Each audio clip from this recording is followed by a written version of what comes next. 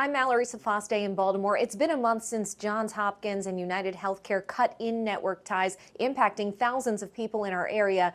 The two remain at odds, and while Maryland's insurance commissioner can't force them back to the table, she told me she's now working with lawmakers to strengthen state law to better protect patients. On August 25th, 60,000 UnitedHealthcare members lost in-network access to their Johns Hopkins doctors, care teams, and specialists. The hospital system said after 8 months of negotiations, they couldn't find common ground, accusing the insurer of putting profits over patients with what they call excessive prior authorization requirements, frequent treatment denials, administrative burdens, and delayed payments. UnitedHealthcare disputes that. The company says it was preparing to send a counterproposal September 15th until Hopkins told them not to bother unless it included language allowing Hopkins to terminate certain employers from receiving benefits and care at their health system.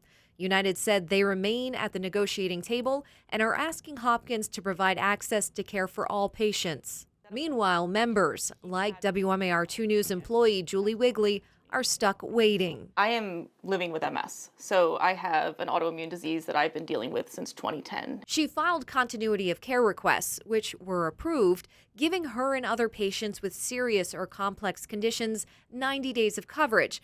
But it's unclear what happens next. Our number one priority is to make sure that Maryland consumers are not caught in the middle between these two giants. The Maryland Insurance Commissioner says her office can't force a deal, but they're investigating the adequacy of United's networks without Johns Hopkins Health System and Capital Women's Care. They need to have adequate providers that can see Marylanders for all kinds of conditions, whether that be for things like pregnancy and childbirth or serious medical and rare conditions. But that all being said, I think one of the things that we're learning, unfortunately, from this situation is that there may be places where Maryland law can be updated. Like requiring better notice to regulators and consumers. Maryland doesn't see these kinds of disputes very often, and in part that's because of our rate regulation for hospitals. There's not necessarily as much to fight about in Maryland when rates are set between big hospital systems and insurers. So she's looking to other states for ideas, like Connecticut, where a 60-day cooling off period kept patients in network after a major contract ended. The sides reached a deal within that window.